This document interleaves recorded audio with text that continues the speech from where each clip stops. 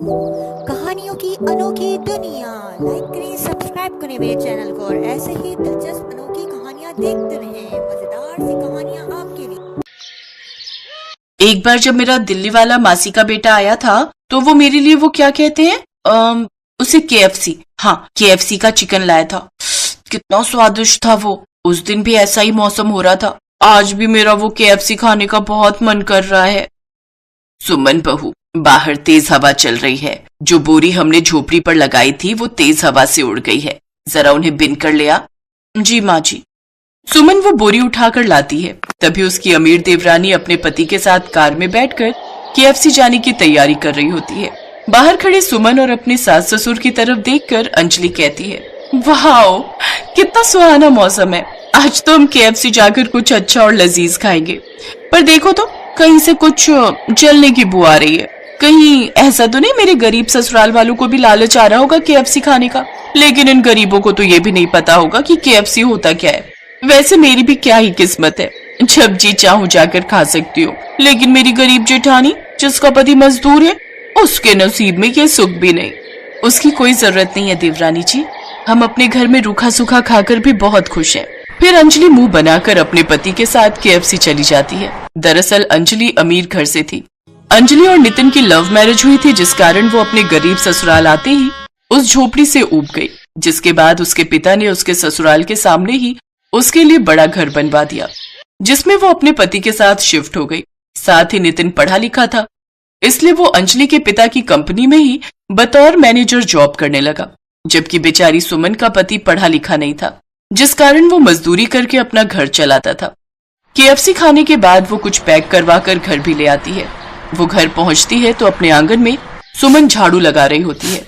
High heel पहनने की वजह से अंजलि का पांव उलझता है और वो गिरते गिरते बचती है। ये देख अंजलि अपनी जेठानी की तरफ मुंह बनाकर कहती है, लगता है इस केएफसी को देखकर किसी की नीयत खराब हो रही है।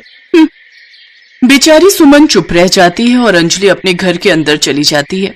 इतने में सुमन का पति राजीव कुछ पैसे लेकर घर आता है।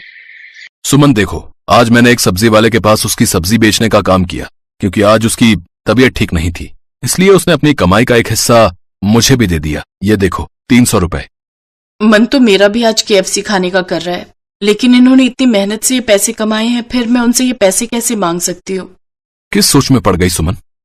कुछ नहीं जी, आप हाथ मुंह धो लीजिए, मैं खाना लगा देती हूँ। उस रोज सुमन ने अपना मन मार लिया, लेकिन अब वो समझ गई कि एक की कमाई से कुछ नहीं होगा। इसलिए उसने भी अगले दिन से अपने लिए काम ढूंढना शुरू कर दिया। लेकिन उसके पैसे भी घर खर्च में ही लग जाते हैं। बड़ी मुश्किल से उसने जैसे तैसे कंजूसी करके 500 रुपए की बचत की, जिसे देख सुमन ने सोचा, आज मैं इन पैसों से थोड़ा सा केएफसी खरीद कर लाऊंगी। फिर माँ, बाबूजी और राजीव जी को भी उसका स्वाद चखाऊंगी। देखना, वो उन सबको बहुत पसंद आएगा। ये सोचकर सुमन काम पर जा ही रही होती है कि इतने में उसके ससुर उसे आवाज देते हुए कहते हैं, सुमन बहू, मेरी दवाइयाँ खत्म हो गई हैं। अब क्या तुम शाम को आते वक्त लेती आओगी? जी बाबूजी, मैं ले आऊंगी। बेचारी सुमन का चेहरा फिर लटक गया। एक बार फिर केएफसी खाने की उसकी इच्छा अधूरी रह गई। उधर अंजलि शाम को शॉपिंग कर घर लौट रही होती है कि तभी उसे नींद की झपकी आने लगती है, जिस वजह से वो सामने देख नहीं पाती और उसकी कार का एक्सीडेंट हो जाता है। चारों तरफ लोगों की भीड़ इकट्ठी हो जाती है। लौटते वक्त सुमन की नजर उस भीड़ पर जाती है। हे भगवान, लगता है किसी का एक्सीडेंट हुआ है। न जाने किसी ने एम्बुलेंस को फोन भी किया है या नहीं। मुझे जाकर देखना चाहिए। सुमन जाकर देखती है तो वो कार उसकी देवरानी की होती है, जिसमें उसकी देवरानी बेहोश पड़ी होती है। उसके सर से खून बह रहा होता है। सुमन जल्दी से एम्बुलेंस को फोन करती है और अपनी देवरानी को अस्पताल लेकर जाती है। अच्छा हुआ आप इन्हें सही समय पर ले आए, नहीं तो ज्यादा खून बहने की वजह से इनकी मौत भी हो सकती थी। कुछ देर बाद सभी घर वाले पहुंच जाते हैं। फिर एक सर्जरी के बाद अंजलि को होश आता है। 3 दिन बाद उसे घर ले आते हैं। सुमन अपने काम से कुछ दिनों के लिए छुट्टी ले लेती है। अब वो सभी गरीब ससुराल वाले अंजलि की खूब सेवा करते हैं। अंजलि को अब अपनी करनी पर बहुत पछतावा हो रहा था। कुछ दिनों में अंजलि पूरी तरह ठीक हो जाती है। फिर एक रोज वो केएफसी से ढेर सारा अलग अलग तरह का खाना और चिकन पैक करवा लेती है और अपने गरीब ससुराल वालों के पास जाती है। फिर सुमन से और अपने सास ससुर सबसे अपने किए की माफी मांगती है। मुझे माफ कर दीजिए, मैंने आप लोगों के साथ कितना बुरा किया, लेकिन अब मुझे अपने किए पर बहुत पछतावा है। कोई बात नहीं बहू, देर आए दुरुस्त आए। जेठानी जी देखिए, मैं आप सबके लिए क्या लेकर आई हूँ। KFC। KFC? तुम्हारा बहुत बहुत शुक्रिया देवरानी जी, मेरा सच में मन कर रहा था इसे खाने का। चलिए अब जल्दी से खाना लगाते हैं। आज मैं और राजीव भी आप सबके साथ बैठकर KFC खाएंगे।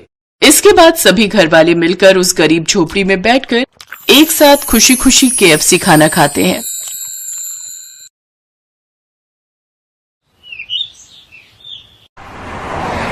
और कितनी दूर है जी जगदीश भाई साहब का घर? अनिल बेटा, कितनी दूर दिखा रहा है इस रास्ते से? पापा 2 घंटे का रास्ता मानकर चलो। 2 घंटे अभी बाकी हैं। अच्छा, थोड़ी देर और सुस्ता लेती हूँ। तिलक राज के बहुत ही खास मित्र जगदीश चंद्र की बेटी की शादी थी। लड़के वाले नेपाल रहते थे, इसीलिए जगदीश चंद्र शादी के लिए नेपाल गए थे और उन्होंने तिलक राज को भी नेपाल शादी में आने का न्योता दिया था। इसीलिए तिलक राज अपने परिवार के साथ अपने दोस्त की बेटी की शादी के लिए पहुंच रहे थे, पर अचानक। क्या हुआ ड्राइवर साहब, आपने कार क्यों रोक दी? साहब आगे रास्ता बंद है, शायद कोई चट्टान गिरी हुई है। अरे अब आगे कैसे जाएंगे? भैया जरा सुनना, ये चट्टान कब तक हटेगी? कब तक रास्ता खुलेगा, कुछ बता सकते हो? भैया कल सुबह तक तो ये रास्ता बंद नहीं रहेगा। अब तो शाम होने वाली है भैया, कल से पहले नहीं खुलेगा। साहब हमें कल तक इंतजार करना होगा, कल से पहले ये रास्ता नहीं खुलेगा। अब क्या करेंगे, हम तो यहाँ पर किसी को जानते भी नहीं हैं। जगदीश का फोन नहीं मिल रहा। पापा यहाँ फोन के नेटवर्क नहीं आ रहे, लगता है ये कोई गांव है। चाची, पानी भरने के लिए तुम्हें इतनी दूर आने की क्या जरूरत थी? मैं अकेली आ जाती। अरे गीता बिटिया, तू अकेले कितना पानी भर कर लाती और इसी बहाने मेरी थोड़ी सैर हो जाती। बहुत प्यास लगी है बिटिया, जरा सुनना, थोड़ा पानी मिल जाएगा? हाँ हाँ, ये लो माँ जी, ठंडा ठंडा मटके का पानी पियो। शुक्रिया बेटी। आप मुझे प्यार से गीता कहो, मेरा नाम गीता है। वैसे आप लोग यहाँ के तो नहीं लग रहे। हाँ, हम लोग दिल्ली से आए हैं। यहाँ काठमांडू में हमारे रिश्तेदार की शादी है, पर ये रास्ता बंद है और सब कह रहे हैं कि कल तक रास्ता खुलेगा। आप सब मेरे साथ मेरे घर चलो। क्यों चाची, अब आप नेपाल में हमारे मेहमान हो तो हम मेहमानों को गाड़ी में तो नहीं छोड़ सकते ना। जी, गीता बिल्कुल ठीक कह रही है। आप सब हमारे घर चलो और रात वहीं रुकना। यहाँ जंगल का इलाका है, जानवरों का खतरा रहता है। अम्मा, शायद ये लोग ठीक कह रहे हैं। वैसे भी तुम बहुत थक गई हो और रात गुजारने के लिए कोई तो जगह चाहिए ही। अब अनिल बेटा, तुम ड्राइवर के साथ गाड़ी यहीं लगवा दो, हम पैदल ही चलते हैं। आगे तो गाड़ी ले जाना ठीक नहीं रहेगा। अब ठीक है पापा, आप लोग चलो, मैं आता हूँ। सब लोग गीता और उसकी चाची के साथ उनके घर जाते हैं। गीता और उसके चाचा चाची सबकी बहुत सेवा करते हैं। साहब, गीता 2 साल की थी तब इसके माँ बाबूजी इस दुनिया से चले गए। तब से गीता को हमने अपनी बेटी की तरह ही पाला है और गीता ने भी हमें हमेशा माता पिता की तरह ही समझा है। हमारी और भी 2 बेटियां हैं, हम अपनी तीनों बेटियों से बहुत प्यार करते हैं। अब बस गीता के हाथ पीले हो जाएं, उसके बाद हम अपनी दोनों बेटियों की भी शादी कर देंगे। वैसे कोई लड़का देखा है आपने? नहीं बहन जी, बस ढूंढ ही रहे हैं। अब हम इतने पैसे वाले भी नहीं हैं कि ज्यादा दहेज दे पाए, पर जितना हो सकेगा हम अपनी बेटी के लिए जरूर करेंगे। अच्छा लड़का मिल जाए तो हमारी चिंता दूर हो जाएगी। इतनी देर में अनिल भी गाड़ी लगवा कर आ जाता है। गीता बिटिया, एक थाली में दाल भात और ले आ। अभी लाई चाची। गीता अनिल के लिए भी दाल भात ले आती है। गीता देखने में बहुत सुंदर थी। अनिल उसे देख रहा था, गीता भी उसे देख रही थी। सब लोग बातें करने लगते हैं। उमा को समझ आ रहा था कि सचमुच नेपाल में आकर उन्हें ऐसा महसूस ही नहीं हुआ कि वो किसी पराये देश आए हैं। बहुत अच्छे से गीता और उसके चाचा चाची मिलकर सबकी सेवा करते हैं। अगले दिन वहां से जाने से पहले उमा गीता के चाचा चाची से बोली, बहन जी, हमें गीता बहुत पसंद आई है। हमारी अनिल से बात हुई है, हम वापसी में फिर से आपके घर आना चाहते हैं, पर हम अपनी नेपाली बहू अपने साथ ले जाने के लिए सगाई करके जाएंगे। सच? आपने ये कहकर बिन माँ की बच्ची को बहुत बड़ी खुशी दे दी है। अनिल और गीता एक दूसरे को देखकर मुस्कुरा देते हैं। सच, उन दोनों ने एक दूसरे को पसंद कर लिया था। और फिर कुछ समय बाद वक्रतुंड महाकाय सूर्यकोटि सम उमा अपने घर में नेपाली बहू ले ही आती है। बहन जी, आपकी नेपाली बहू तो बहुत सुंदर है। आप एक बार इसके हाथ के दाल चावल और सेल रोटी खाकर देखो। उंगलियां चाटते रह जाओगे।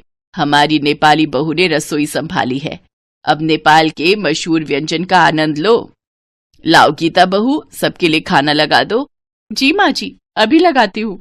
गीता सबके लिए नेपाली व्यंजन परोसती है। सबको गीता के हाथ का नेपाली खाना बहुत पसंद आता है। अरे वाह गीता बहू, तुम्हारे हाथों में तो साक्षात मां अन्नपूर्णा का वास है। बहुत स्वादिष्ट खाना बनाया है। ये लो, हमारी ओर से शगुन रखो। हमने तो इससे पहले नेपाली खाना कभी खाया ही नहीं था। आज तुम्हारे हाथों का नेपाली खाना खाकर सचमुच आनंद आ गया। सब लोगों के मुंह से गीता जब अपनी तारीफ सुनती है तो वो बहुत खुश होती है। उमा बहुत खुश थी कि उसके घर में एक बहुत ही संस्कारी और सुशील बहू के कदम पड़े थे, जिससे घर में रौनक आ गई थी। उमा की नेपाली बहू ने आते ही घर और रसोई को इतने अच्छे तरीके से संभाल लिया था कि उमा की सारी चिंताएं दूर हो गई थी। गीता भी खुश थी कि उसे उमा के रूप में प्यार करने वाली माँ जैसी सास मिल गई थी।